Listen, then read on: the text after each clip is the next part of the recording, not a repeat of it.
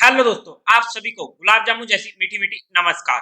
और इसी के साथ आप लोगों का स्वागत है मार्केट के पैचअप या ब्रेकअप शो में। आज के दिन हम डिटेल में डिस्कस करेंगे मार्केट को कि अब आगे कल के दिन कैसी रह सकती है मार्केट की नीयत, और वहां पर हमारे पास कौन कौन से इंपॉर्टेंट लेवल निकल कर आते हैं। और उसी के साथ साथ कल के दिन होने वाली है दो एसएमई आईपीओ की क्लोजिंग। तो वहां पर मेरा क्या रह सकता है personal decision for education purpose. And final कल के दिन होने वाला है एक एसएमई आईपीओ की लिस्टिंग, वो होने वाला है राजगढ़ कैस्टर डेरिवेटिव्स। तो वहां पर क्या रह सकती है लिस्टिंग स्ट्रेटेजी, उन सभी चीजों को हम डिस्कस करने की कोशिश करेंगे। तो अभी से इस वीडियो को लाइक और चैनल को सब्सक्राइब कर दीजिएगा। अगर हम सबसे पहले आज के दिन का एफआईआई और डीआई डाटा देखते हैं, तो एफआईआई ने 1760 करोड़ की सेलिंग करी है, वहीं पर डीआई ने 1330 करोड़ की बाइंग करी है। नेट में फिगर हल्का सा नेगेटिव साइड का है।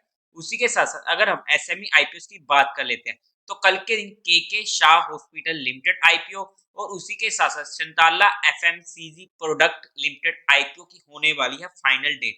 दोनों ही एसएमई आईपीओ होने वाले हैं, और जहां पर मैं इस आईपीओ को अप्लाई नहीं करने वाला हूं, क्योंकि ये दोनों आईपीओ मेरे रिस्क रिवार्ड रेशियो में नहीं आते हैं।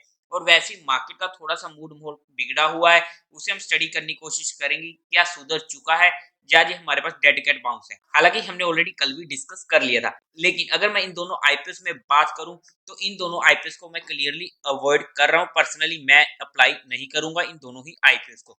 लेकिन ये मेरा पर्सनल फाइनल डिसीजन था, जो मैंने आप लोगों के साथ education and learning perspective discuss किया है। आप लोगों का जो भी डिसीजन हो, एक बार अपने फाइनेंशियल एडवाइजर से कंसल्ट कर लीजिएगा। उसी के साथ साथ अगर हम इन दोनों आईपीएस का जीएमपी भी देखते, तो दोनों ही आईपीएस में ग्रे मार्केट में कोई भी काम नहीं हो रहा है। अब अगर हम बात करते हैं राजगौर कास्टेड डेरिवेटिव आईपीओ की, तो वहां पर पर्सनली मैंने भी इस आईपीओ को अप्लाई नहीं किया था, और अगर अप्लाई ही नहीं करूंगा तो मिलेगा ही नहीं। लेकिन जैसा कि आप सभी को मालूम है कि हर एसएमई आईपीओ में मेरी लिस्टिंग स्ट्रेटेजी सेम रहती है, कि अगर ये आईपीओ मेरे पास होता, तो जैसे ही एसएमई आईपीओ लिस्ट होते तो मैं वहां पर इमीडिएट एग्जिट करने की कोशिश करता हूँ। रीजन सिंपल सा होता है, क्योंकि वहां पर हमें जनरली सर्किट्स देखने को मिल जाते हैं। अपर सर्किट में तो दिक्कत नहीं होती है, लेकिन अगर लोअर सर्किट लग जाता है, तो वहां पर हमारा एग्जिट नहीं होएगा जब तक वो सर्किट खुलेगा नहीं। और सर्किट कौन सा लगेगा वो सिर्फ मार्केट को मालूम है। लेकिन ये फिर से मेरी पर्सनल लिस्टिंग स्ट्रेटेजी होती, जो मैंने आप लोगों के साथ एजुकेशन पर्पस डिस्कस किया है। लेकिन कोई भी एक्शन बनाने से पहले एक बार अपने फाइनेंशियल एडवाइजर से कंसल्ट जरूर कर लीजिएगा। उसी के साथ साथ अब अगर हम हमारी निफ्टी की बात करते हैं, तो जैसा कि हमारी कल की वीडियो में बात हुई थी, 19,070 हमारे पास इंपॉर्टेंट रेजिस्टेंस था।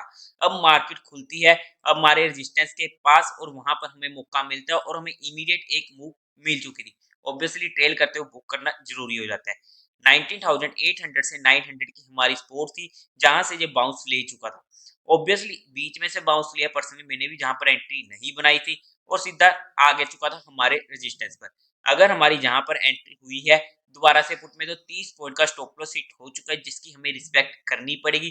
उसका ये ऊपर की साइड 1 घंटा सस्टेन हो चुका था, और यही रेजिस्टेंस हमारे लिए बन चुका था सपोर्ट, और मार्केट ने हमें मौका दिया और फिर से एक अच्छी मूव क्लोजिंग आवर्स में दे चुका था। मतलब कि अच्छा खासा हमारा दिन निकला है। बट हाँ, जो ये वाली रैली थी हमारे लेवल्स के अकॉर्डिंग मिस जरूर हुई है, बट इट्स ओके, फिर भी हमें अच्छी मूव्स आज के दिन देखने को मिल चुकी थी। लेकिन अगर हम कल के दिन मार्केट की बात करते हैं, लेकिन उससे पहले आप लोगों को म्यूचुअल फंड में या इंश्योरेंस सेगमेंट में कोई भी हेल्प चाहिए हो, या आपको कुछ भी क्वेरी हो, या फिर आपको कुछ भी ओपन करवाना हो, तो आपको डिस्क्रिप्शन में मेरा नंबर मिल जाएगा, आप मुझसे कांटेक्ट कर सकते हैं। और उसी के साथ साथ आप लोग हमारा टेलीग्राम चैनल भी ज्वाइन कर सकते हैं। टेलीग्राम चैनल का लिंक भी आपको डिस्क्रिप्शन में मिल जाएगा, या फिर आप direct market love affair search करके वहां से भी ज्वाइन कर सकते हैं। अब अगर हम कल के दिन मार्केट की बात करते हैं, देखो मार्केट में जो ये 2 दिनों से बाउंस आया है, एक अच्छा बाउंस हमें मिल चुका है, बिकॉज ये हमारी इंपॉर्टेंट सपोर्ट थी, 200 की मूविंग एवरेज भी थी, और वहां से हमें एक अच्छा मूव देखने को मिल चुका है, जिसकी हमें एक्सपेक्टेशन भी थी। ऑब्वियसली यहाँ पर हिम्मत नहीं होती है, बट ऐसे ही टाइम पर अगर इंपॉर्टेंट लेवल है तो हमें हिम्मत करनी पड़ेगी। हाँ, हो सकता है हमारा स्टॉप लॉस हिट हो जाए, लेकिन अगर स्टॉप लॉस हिट होता है तो हमें उसकी रिस्पेक्ट करनी पड़ेगी। बट जहां से हमारा रिस्क रिवार्ड रेशियो काफी ज्यादा फेवर में आ जाता है, जाने को 1 रुपया, आने को 3-4 रुपए, मतलब कि एक अच्छा हमारा रिस्क रिवार्ड रेशियो बैठ चुका था। अब अगर हम आगे की बात करते हैं, तो एक तो हमारे पास जो कल के दिन उम्मीद बनी हुई कि मार्केट एक अच्छा गैप अप हो सकता है, क्योंकि मार्केट ने एक अच्छी क्लोजिंग हमें देखने को दी है। लेकिन अगर हम कल की बात करते हैं, तो हमारे लिए जो इमीडिएट रेजिस्टेंस निकल कर आता है 19,180 से 230 की रेंज हमारे पास इमीडिएट रेजिस्टेंस निकल कर आ रही है। उसके ऊपर हमें रेजिस्टेंस मिलेगा 19,340 का, जहां पर मार्केट ने एक डोजी कैंडल बनाई थी और उस कैंडल का लो था 19,340 के पास का, वो हमारे लिए मेजर रेजिस्टेंस रहने वाला है। अगर मैं मेजर सपोर्ट की बात करूं तो कल के लिए हमारे पास इमीडिएट सपोर्ट रहेगी 19,070 की। अब अगर हम ऑप्शन चेन डाटा को भी देख लेते हैं तो यहाँ पर 19,200 हमारे पास इमीडिएट रेजिस्टेंस बना हुआ है, उसके ऊपर 19,400।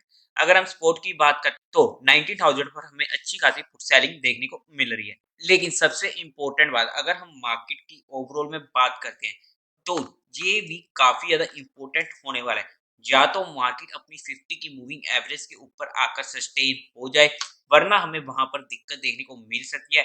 ऑलरेडी मार्केट का ट्रेंड चेंज हो चुका है, इसलिए हमें यहाँ पर हमारी एंट्री हुई है तो हमें उसे ट्रेल करना इंपॉर्टेंट हो जाएगा। और सबसे इंपॉर्टेंट रहेगा कल के दिन ब्रोडर मार्केट, बिकॉज आज के दिन तो समझते हैं कि क्योंकि मिड कैप की एक्सपायरी थी तो हमें वहां पर थोड़ी सी दिक्कत देखने को मिली, एक्सपायरी का प्रेशर था। लेकिन कल के दिन कैसे मिड कैप परफॉर्म करता है तो वहां पर हमारे लिए इंपॉर्टेंट होगा उसे वॉच आउट करना है। लेकिन कल का दिन है ट्यूसडे का दिन, और ट्यूसडे का दिन काफी ज्यादा परेशान कर जाता है। तो वहां पर अगर हम हमारी क्वांटिटीज को भी कम रखते हैं या फिर कल के दिन अवॉइड भी करते हैं, क्योंकि 2 दिनों में अच्छी मूव आ चुकी है और कल का दिन अगर परेशानी भरा निकल जाता है तो हमें थोड़ा सा वहां पर सोच समझ के काम करना पड़ेगा। लेकिन हमारी कहीं पर भी एंट्री होती है किसी भी साइड पर तो हमारा स्टॉप लॉस 30 पॉइंट से ज्यादा का नहीं होना चाहिए। और वहीं पर ही जब तक मार्केट 18,830 के नीचे या फिर राउंड ऑफ में 18,800 के नीचे क्लोजिंग नहीं देता है, तब तक के लिए हमें मार्केट में घबराने की जरूरत नहीं है। लेकिन अगर उसके नीचे जाकर क्लोजिंग देता है तब वहां पर जाकर काफी ज्यादा सिनेरियो मार्केट का बिगड़ सकता है, जिसे हम बाद में डिस्कस करने की कोशिश करेंगे। लेकिन जितनी भी चीजें हमारी यहाँ पर डिस्कस हुई है वो सिर्फ एजुकेशन, लर्निंग और केस स्टडी पर्सपेक्टिव हुई है, जहाँ पर किसी भी तरीके की कोई भी इन्वेस्टमेंट टिप या एडवाइस नहीं दी गई है। फिर भी आप लोगों को इन्वेस्टिंग या ट्रेडिंग करनी है तो एक बार अपने फाइनेंशियल एडवाइजर से कंसल्ट जरूर कर लीजिएगा। और उसी के साथ साथ देवी और सज्जनों, उम्मीद है आप लोगों को ये वीडियो अच्छी लगी होगी, तो इस वीडियो को लाइक कीजिएगा, शेयर कीजिएगा और साथ ही साथ चैनल को सब्सक्राइब करें। हर हर महादेव।